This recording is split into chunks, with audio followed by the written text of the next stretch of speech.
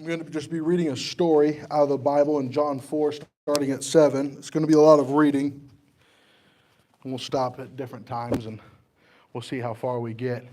But I'm going to start at verse 7. The context of this is Jesus has been traveling through the land, and he has come to Jacob's well, which is in the land of Samaria, and he is weary from his journey. He is tired, and he comes to this well, and he's ready to drink some water and find his rest. And he says in verse number 7, it comes, "There cometh a woman of Samaria to draw water, and Jesus said unto her, Give me to drink."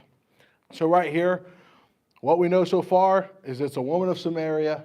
She's coming to do her duty, her task. She doesn't know what's about to happen. She's just a Samaritan woman who's coming to draw water. And Jesus is there weary and tired and says unto her, Give me to drink. Verse number 8. For his disciples were gone away unto the city to buy meat. So now we know it's just Jesus. There's no one with him, which is very rare. Normally he's surrounded by a lot of people. So it's just Jesus at this well. Verse number 9. Then saith the woman of Samaria unto him, How is it that thou, being a Jew, askest drink of me, which am a woman of Samaria? For the Jews have no dealings with the Samaritans. So at verse 9, all of a sudden we see contention. It's Jesus has done something that's very counterculture of the time. To be a Jewish man, one, and for this, just to be a Jewish person and then a Samaritan person, there's already a line there saying, we're not supposed to have communication. Me and you are supposed to, you're supposed to stay away from me, I'm supposed to stay from you. It's not cordial. The meetings between them are not very cordial. And then secondly, Jesus is a man and she is a woman. So then there's another barrier right there. It's like, well, one, I'm a woman. So she comes into this with, you're not supposed to be talking to me. You're not supposed to ask me nothing. I'm just here to draw water and get out of here. She's trying to get out of the conversation as fast as it's starting. Verse number 10. And Jesus answered and said unto her, If thou knewest the gift of God, and who it is that saith to thee, Give me to drink, thou wouldst have asked him, and he would have given thee living water. So Jesus says, I know that you don't know who I am, and you don't know you're coming just to draw water. But Jesus, at the very beginning of this conversation, lets her know. And as we continue down this, we're going to see all the different layers into it. But Jesus, at the very beginning, is beginning to tell her, you don't know why I'm here. You just think I'm some random man talking to you.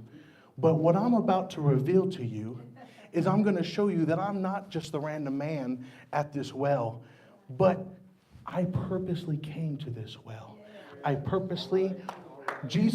God is, when he said the great I am is the provider of what we need, the strength when I am weak. If he's the strength when I am weak, then he's able to make you weak. So it's not by coincidence that Jesus gets weary in traveling and decides that I'm going to stop here. You disciples keep going forward because God said there's something that I need to minister, and I need to be in a weakened state where I need to sit here and rest so that way my strength comes from God. And later you see that the strength of the ministering is what strengthens his spirit. If I can get to verse number 11. The woman saith unto him, Sir, thou hast nothing to draw with, and the well is deep. From whence then hast thou that living water? This woman's looking at him, who you are, what you want to give to me. You have nothing to give. You're sitting here with nothing. She said, in her mind, she says, I'm the one that has the ability to get this water. I have everything I need to get what I need from this well, and I can go on home. You're in need of me. What you mean if I ask and I'm going to receive something from you? You ain't got nothing to give me. She's like, you got a water bottle in your pocket? No. She said, what is living water? She thought Jesus was a shady salesman at the well. She said, living water, never heard of that. She said, you're trying to take my pot. You're trying to take what I've come with. Verse number 12. Art thou greater than our father Jacob, which gave us this well, and drank thereof himself, and his children, and his cattle? So now we see in the commentary of the Bible, it talks about, she uses this phrase about Jacob to kind of delegitimize the Lord. She's like, well, Jacob dug this well. And it's a deep well. And my dad sent me a video on this well. And the guy in the video, they go to Jacob's well, where it's currently located, where it's at, because it's always been there. And they tell you how deep it is. When someone excavated it, they measured it. It's 151 feet deep. The man drops water. He said, it's a deep well. He said, we're going to test it right here. He gets a cup of water, and he dumps it in the well. And I looked at the video, and I went back, and I began to watch the second count from wherever he drops, and then you hear the splash of the water in the video. It took 4 seconds for the water from the top to get all the way down to where the water table was. So this was a very deep well. So when she says, art thou greater than our father Jacob? She said, Jacob and his sons, when they bought this land, dug all this way down. You see, Jacob was promised that he was going to live in this land. And Jesus had told Abraham, he said, you're going to dwell in the land in Canaan, and I'm going to give this land to you. So when Jacob got this area, and Jacob, he comes from Bethel, was meeting his brother, and he begins to say, God told him, he left his father Laban's house. He says, you are going to go dwell in the land that I promised your fathers to live in. Jacob comes to this land, and he buys this piece outside of Shechem, where Jesus is now at, and he goes, I'm going to dig something here. If me and my family are going to dwell in this place, then I have to establish something that can feed my family, that can, you see, the thing of this well to Jacob was an amazing thing. This well was a spring of life. This well meant I can dwell in the land that Jesus promised. To Jacob, this well was something worth fighting for. You see, in that time, they had to use shovels, picks. It took time to dig that deep. It took work. It took effort.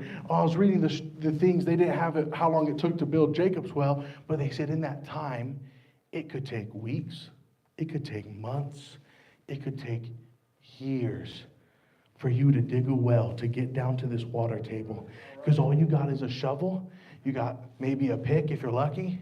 You have primitive tools, and it took hard labor. It took getting into the rock, breaking the rock, and then hauling that 151 feet.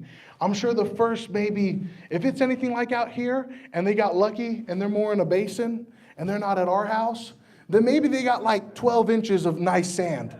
But after that, it's going to become a little hard, and it's going to become a little labor intensive, and they're going to have to continue to keep breaking the rock. What I'm saying was when Jacob built that well, God gave him the strength. So she said, are you greater than Jacob? And what she doesn't realize, the man she's talking to is the man that gave Jacob the strength to make the well. He's the one who established Jacob in the land. He said, you don't know yet, but I am better than Jacob, because I'm the one who promised Jacob that he was going to dwell here. I'm the one who said to Jacob, Jacob, it's time to go back to the land of your fathers, because there's a promise I made that I'm going to establish with your seed.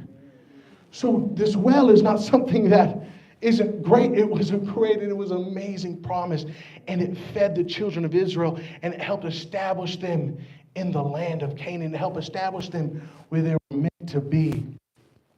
Can I get verse number 13? Jesus answered and said unto her, whosoever drinketh of this water shall thirst again. Number 14. But whosoever drinketh of the water that I shall give him shall never thirst.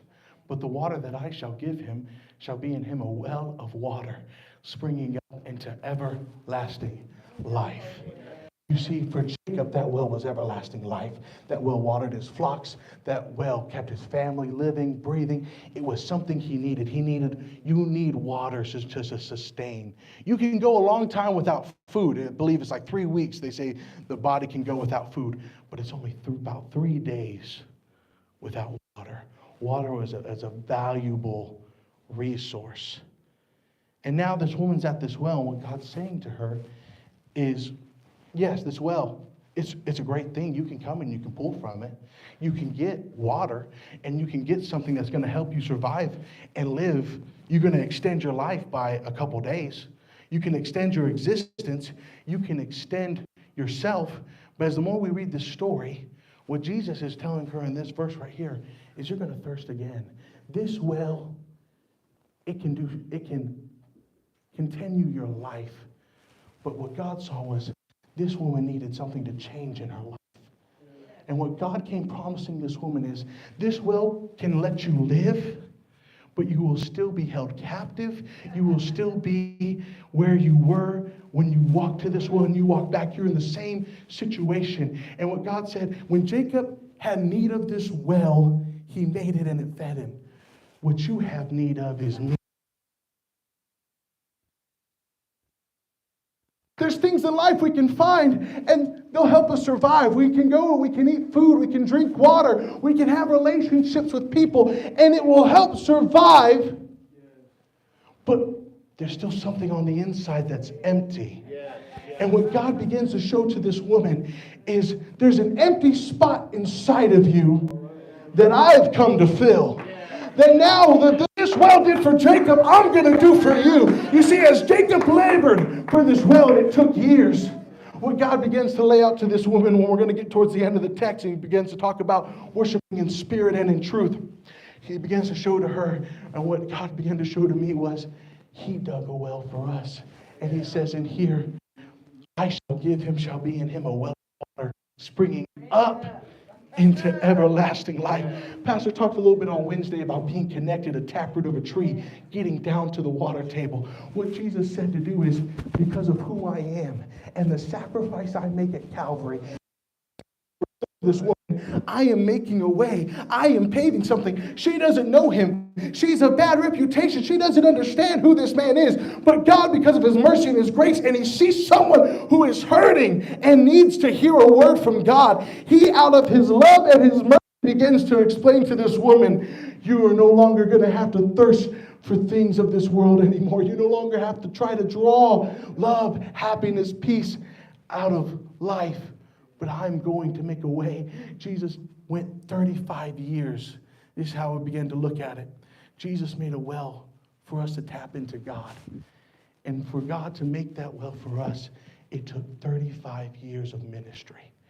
For him to be born, for him to walk as a young child, to be submitted, for him then to go out with his disciples, and for him to begin to teach the gospel, to be turned away from his own city where he grew up with, and to be ran off, and to be told he was a liar, to be accused falsely. He had to stand, he had to be betrayed. He had to go through 35 years of grueling pain and hurt. He had to endure a life, and at the end of that life, he gets crucified, being an innocent man, to take upon our sins. And he said, I did this because this is what it took for me to be able to put a well in you that you have. You no longer have to dig and have to fight and have to endure all these things. You no longer have to just fight day by day, and you don't have to do what I did because I did this because I wanted you to be able to have the well of life.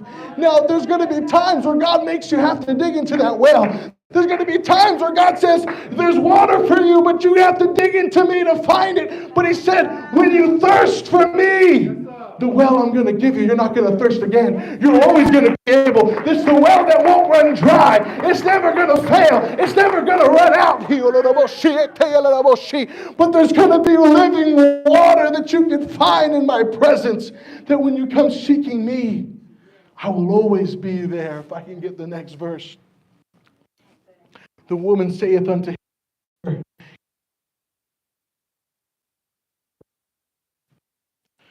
16. Jesus saith unto her, go, call thy husband and come.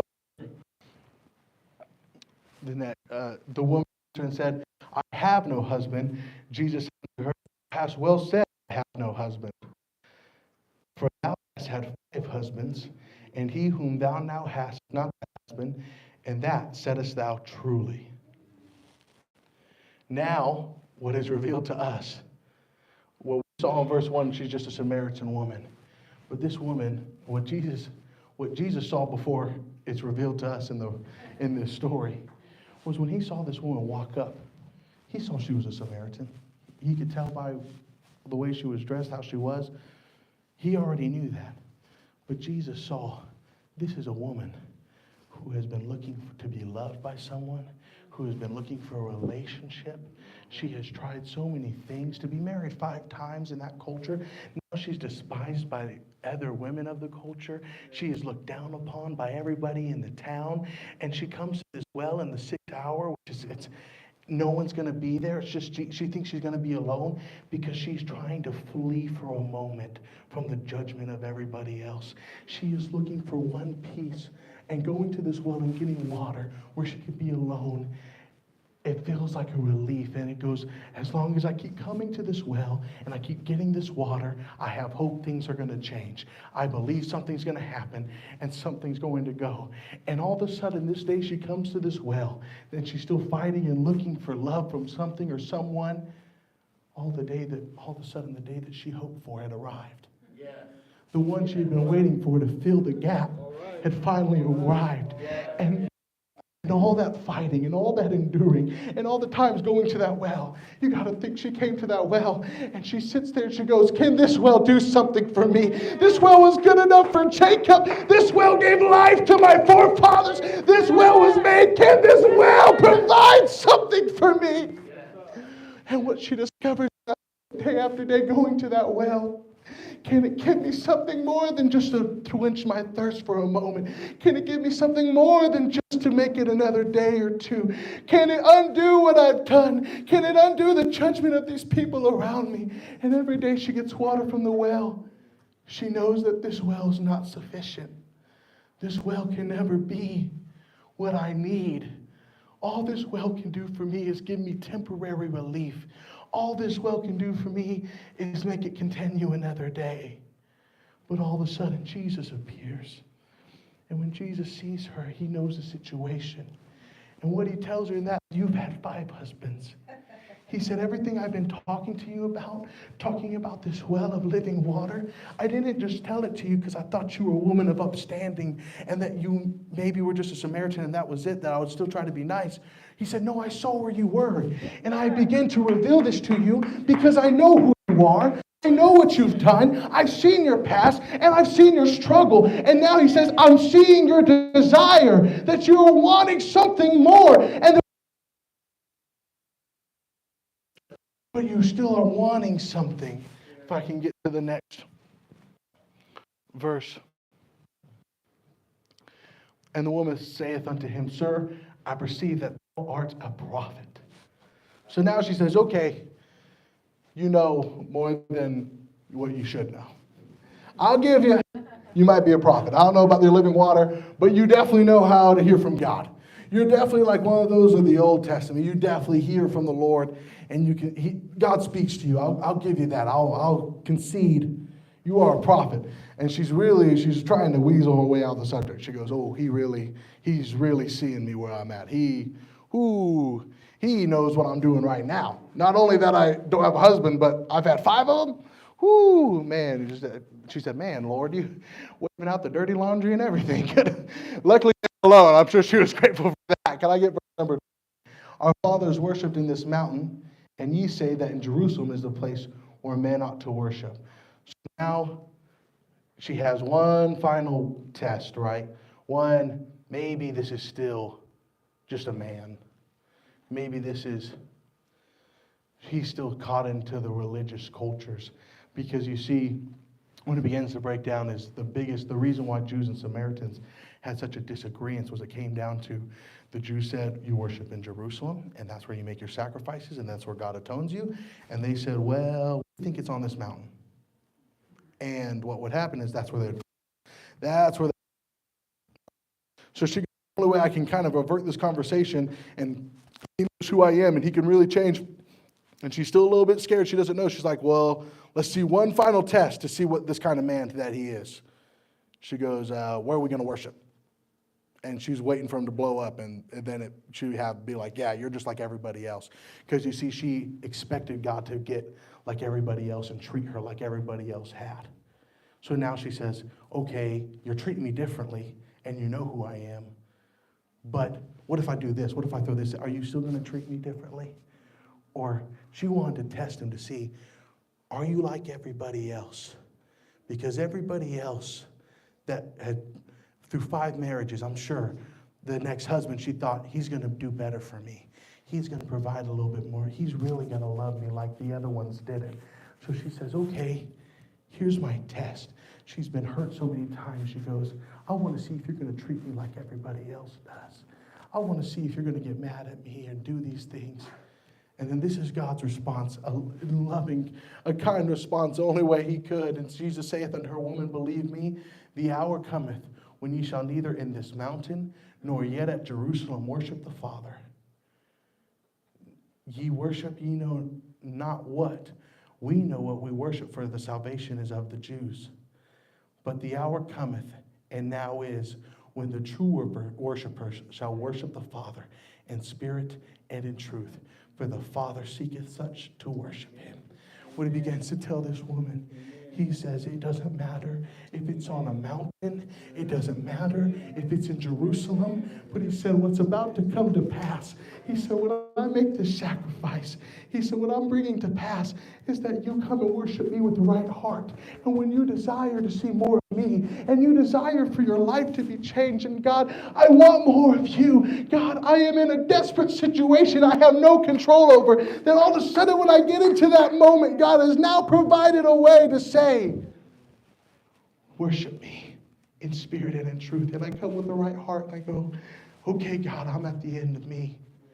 And now I need something from you. He said at that moment, you are no longer defined by what everyone else sees you as, but you are defined as mine. You are defined as a worshiper in my eyes. Whenever it didn't matter what the past was, it doesn't. God says, I know what you've done to get to this point. I've seen what you've come through to get to this point. But when all of a sudden you come with the right heart, you see, you could go to that temple to worship. It's no longer the right time at the right place. You see, if it was always like that, it's like the man at the pool of Bethesda, right? He's there at the right place, but he can never get into the water at the right time. He had a hunger because he wanted to be able to walk. He's this lame man. He goes, I want to be able to walk and do what these things. I'm at the right place. But God, there's no one to get me into the water at the right time. But all of a sudden, when God pulls up to that lame man, he says, this is the right time. It doesn't matter the place.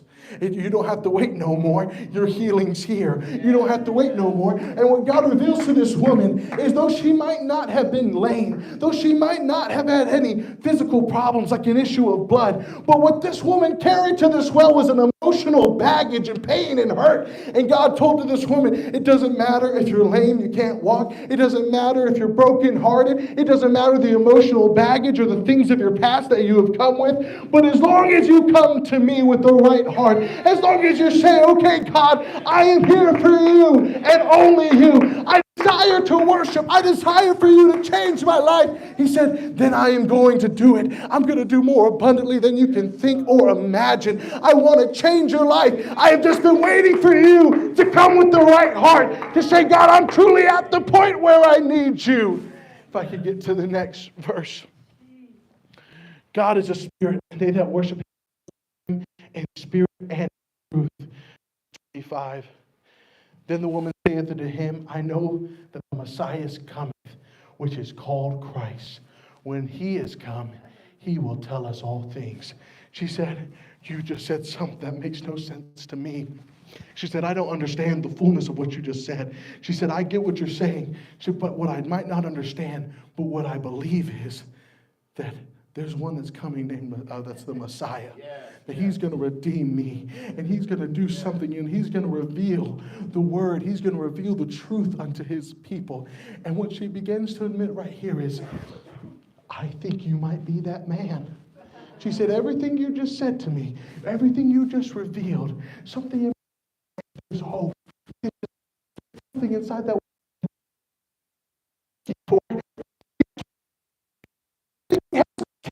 I desire. And he begins to reveal, and she says, and she asked the question, there's one coming. She's asking him, there's one that's coming, Christ. Are you that man? And here's Jesus' response. Jesus saith unto her, and we learned who her is a woman who's been married 5 times, who is of no reputation, who is living in a dark place, who has no right to things, who in that culture would be looked down upon, would be spat on, would be embarrassed to come out of her house because no one would show love to her, no one cared for her. And then Jesus, to this woman, who culture has despised and cast away, unto this woman he gives this response: I that speak unto thee am he. I am the one who is here to reveal to you the path of God. He said, I know what you've done. I know where you've been. But I am he that you're hoping for. The one you come to this world looking for. The hope you have been desiring of glory. He is the one that's for you. What God's saying today is he went to death, hell, and the grave to do something for you. And he said, like he said to this woman, when we come and we worship him and say, God, and we get to that place and we've been hurt so many times because we think we found a little piece of truth, and we finally get to a place that we hunger for God. And this morning what God's saying is, I am he. Yes. You see, we all go through things in life, and we go, and there's always this phrase when people go through something hard. If there is a God, then where is he? Why would he make me endure this? But whenever all of a sudden you have to endure those things, you finally get to a place like this woman had, where she could ask the question, are you God? Yes. Are you able? Come on now. Come on now. You see, there comes a point in time in your life where you have to make a decision, and you have to ask God the question, are you he? Are you the one that can provide for me? When we heard in worship, the great I am, when I am strong and weak, God has to get you to a point where you say, are you the one that I've been waiting for? And he's waiting for us to ask him that question. Are you able? Can you do it, God? Because right now I need it. I have need of you. Can you? And this is the response he's waiting to say. Jesus saying to put your name like I that speak unto you, unto thee am he. I am one. Can I do it? Let me answer to say, yes, I can. I am that God that you read in the book. I am that one, and I want to do these things for you.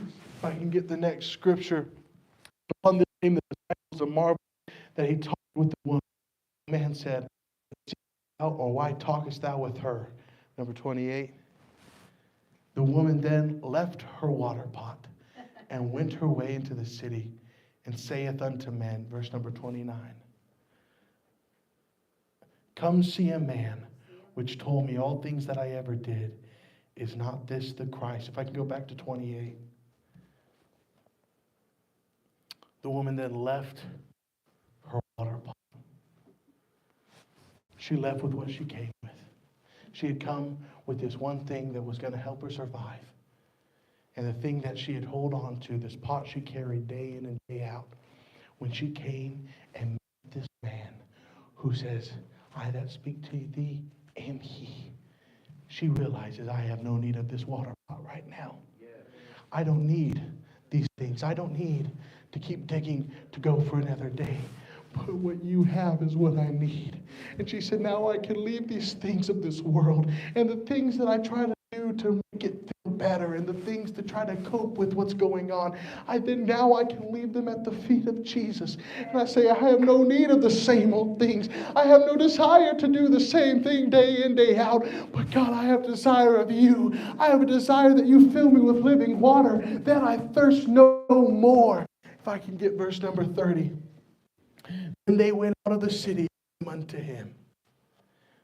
You see in verse 29, this woman who is ashamed to walk and show her face to the people in her city, when she realizes what God has and the power he can give her, changes her tune. She leaves what she had came with and says, I need more of you. And she runs to the city.